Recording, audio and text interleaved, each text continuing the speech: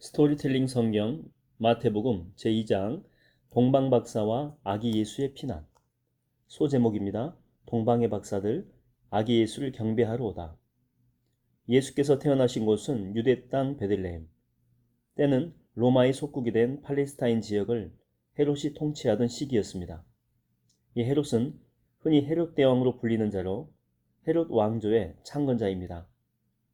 에서의 후손인 이두메 출신으로 그는 25세에 갈릴리 총독을 역임했었죠. 한편 떡집이라고 하는 뜻을 가지고 있는 베들레헴은 예루살렘 남쪽 8km 지점에 위치해 있었는데 예루살렘과 헤브론 그리고 네겝 지방을 연결하는 주요 도로 가까이에 위치하고 있는 마을이었습니다. 베들레헴의 본래 이름은 에브라시고 같은 이름의 스불론 지파 내의 베들레헴과 구별하기 위해서 흔히 유다 베들레헴이라고 부릅니다. 일찍이 이 마을에서 이스라엘의 성군이었던 다윗도 출생했죠. 저기를 좀 봐. 찬란하게 빛을 발하는 저 큰 별은 무엇이지? 예수께서 베들레헴에서 태어나셨을 때, 이때가 주전 약 4년경입니다. 동방의 바벨론 지역으로부터 메시아의 탄생을 알리는 큰 별을 보고 예루살렘까지 줄곧 그 별을 따라온 박사들이 있었습니다. 이들은 천문학과 점성학에 관해서 해박한 지식을 지니고 있는 당대의 탁월한 현자들로 일찍부터 유대인들과 교류하던 중에 메시아에 관한 구약의 예언들을 잘 알고 있었죠. 언젠가 찬란하게 빛나는 큰 별이 나타나게 되면 유대 땅의 구세주 메시아가 탄생할 것이라는 유대인들의 전승을 잘 알고 있었기 때문에 그들은 어느 날 밤하늘에 선명하게 나타난 찬란한 빛을 발하는 큰 별을 보고 메시아의 탄생을 확신합니다. 그래서 그분을 방문하고자 그 먼 길을 따라서 나서게 된 것입니다. 이때가 6세기 말엽쯤인데 성경학자들은 그 동방박사의 이름을 멜콘 또 발사살, 가스퍼로 밝힌 바가 있습니다. 오랜 여정 끝에 마침내 유대 땅 예루살렘에 다다른 동방박사들은 가장 먼저 궁궐로 찾아가서 헤롯 왕을 방문하게 됩니다. 폐하, 만수무강을 빕니다.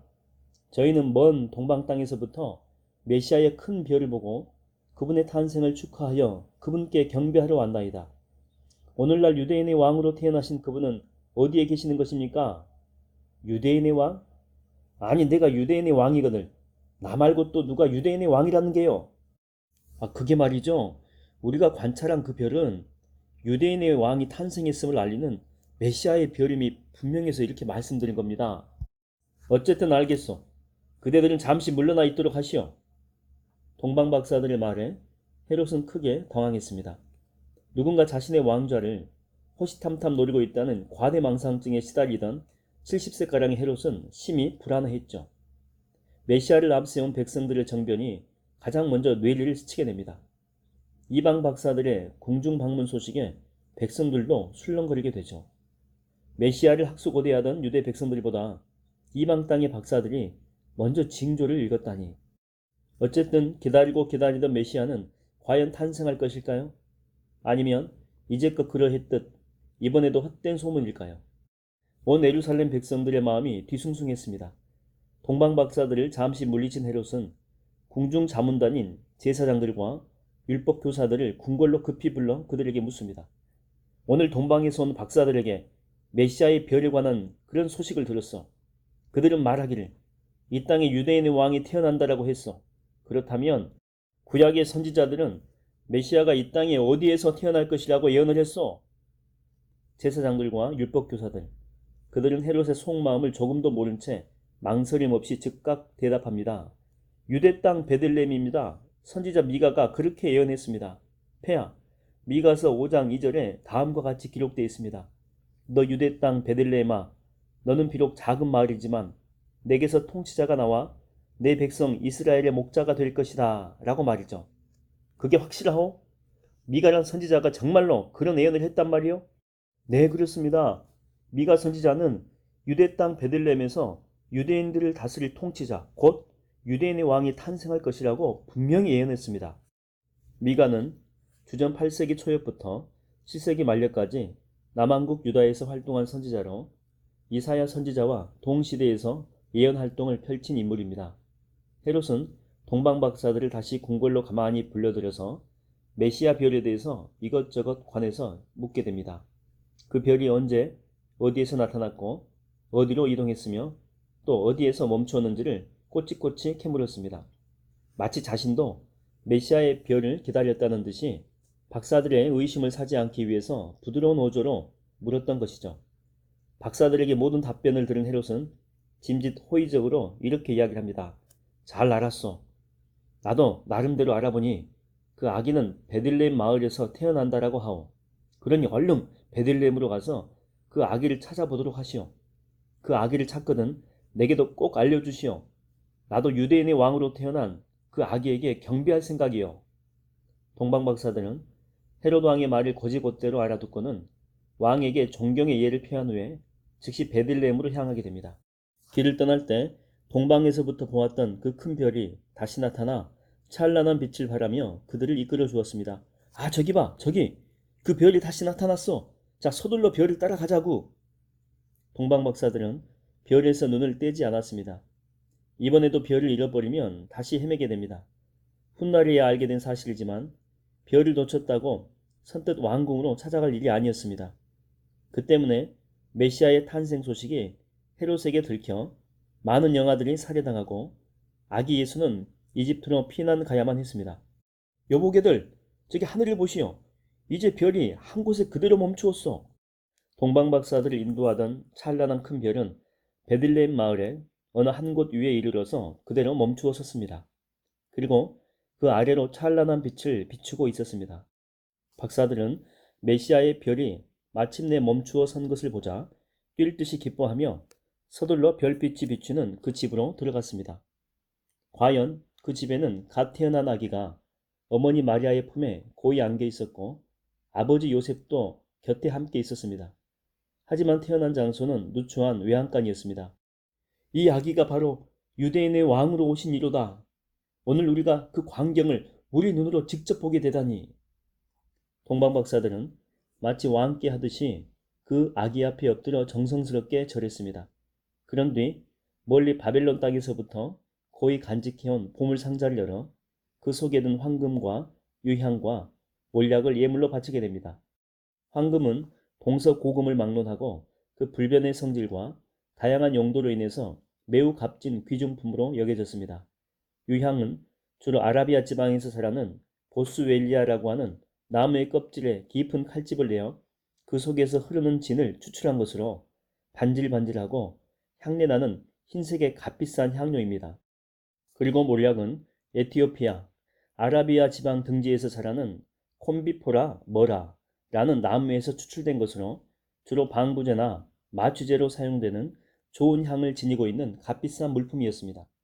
그날 밤 동방박사들은 꿈속에서 천사의 지시를 받습니다. 너희는 헤로데게로 돌아가지 말고 너희의 나라로 곧장 돌아가도록 하여라. 헤로데게로 돌아가 아기 예수의 탄생 장소를 알려주지 말고 곧장 고국으로 돌아가라는 지시였습니다. 박사들은 천사의 지시에 따라서 예루살렘 궁궐에 들르지 않고 다른 우회로를 통해서 자기들의 나라로 돌아가게 됩니다. 소 제목입니다. 예수님의 가족이 이집트로 피신하다.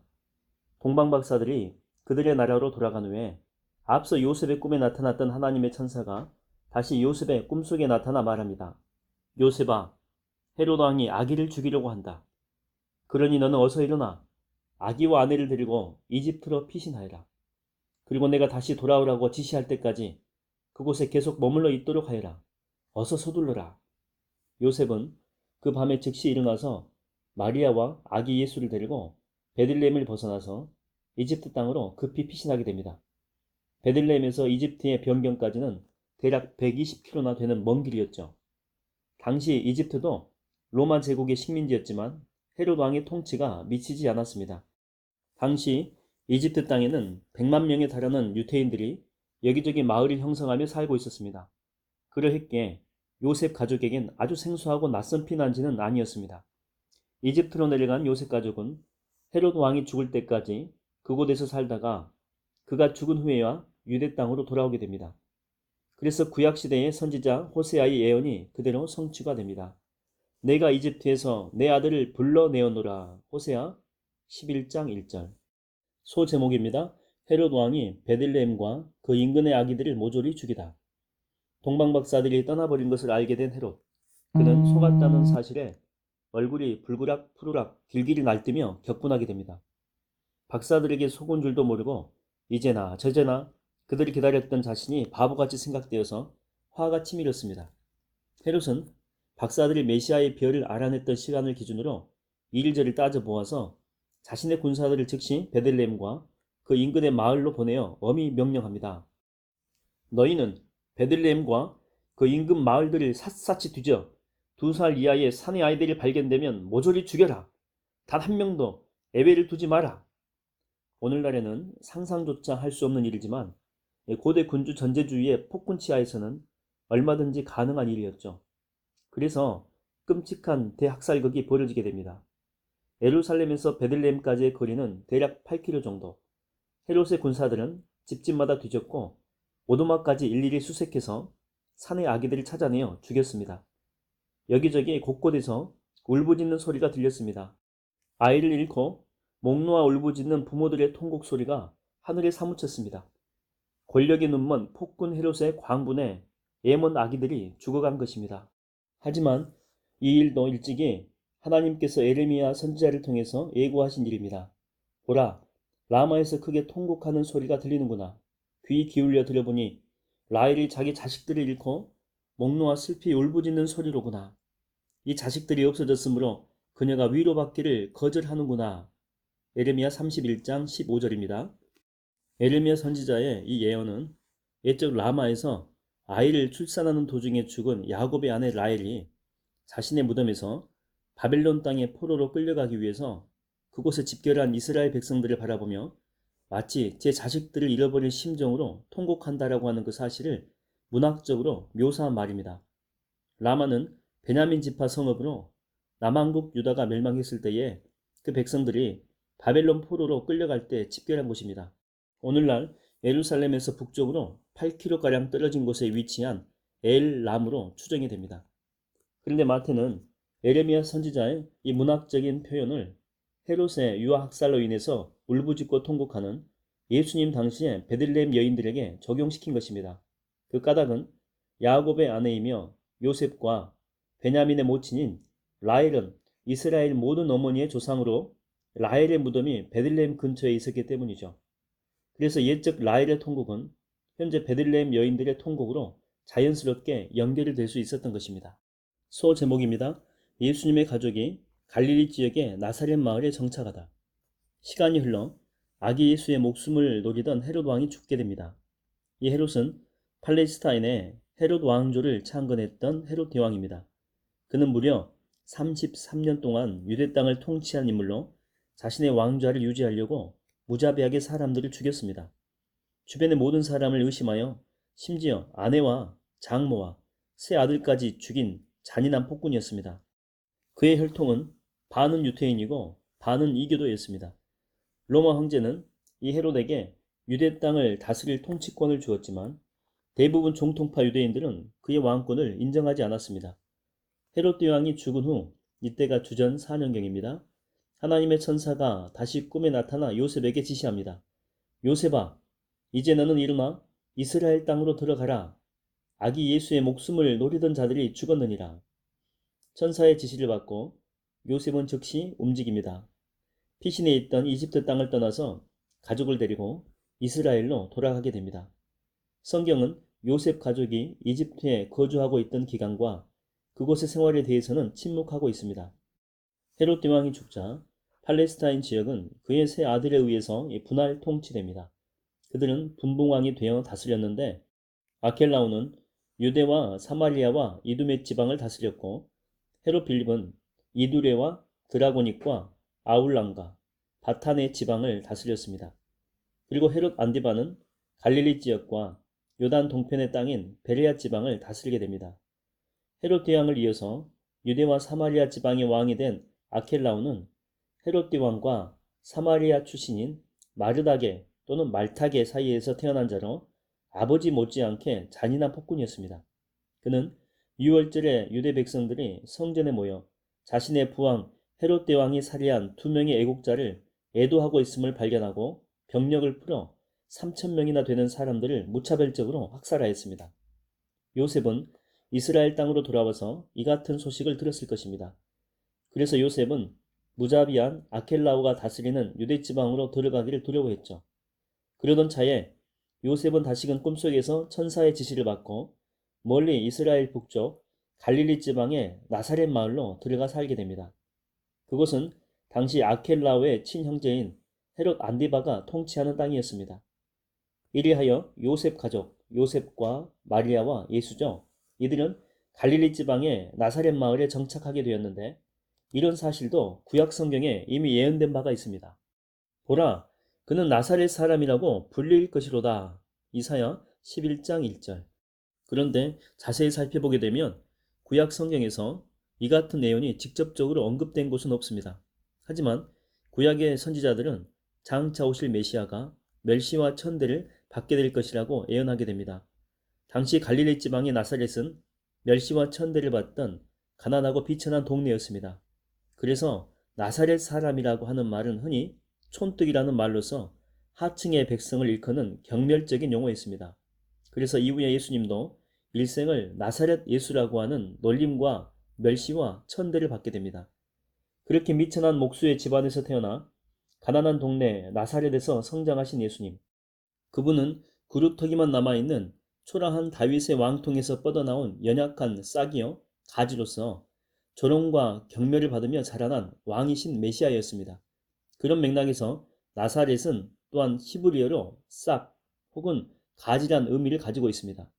그래서인지 몰라도 이사야 선지자는 예수께서 이새의 줄기에서 나온 싹이요 그 뿌리에서 뻗어나온 가지라고 비유하면서 장차 그분의 구원 사역이 풍성하게 결실을 맺을 것이라고 예언하게 됩니다. 장차 이새의 줄기에서 한 싹이 나며 그 뿌리에서 한 가지가 나서 결실할 것이다. 그 위에 여호와의 신, 곧 지혜와 총명의 신이요 모략과 재능의 신이요 지식과 여호와를 경외하는 신이 강림하실 것이니 그가 여호와를 경외함으로 즐거움을 삼을 것이며 그 눈에 보이는 대로 심판치 아니하며 귀에 들리는 대로 판단치 아니하며 공의로 빈핍한 자를 심판하며 정직으로 세상의 겸손한 자를 판단할 것이며 그 입의 막대기로 세상을 치며 입술의 기운으로 악인을 죽일 것이며 공의로 그 허리띠를 삼으며 성실로 몸의 띠를 삼으리라. 이사야 11장 1절에서 5절까지입니다.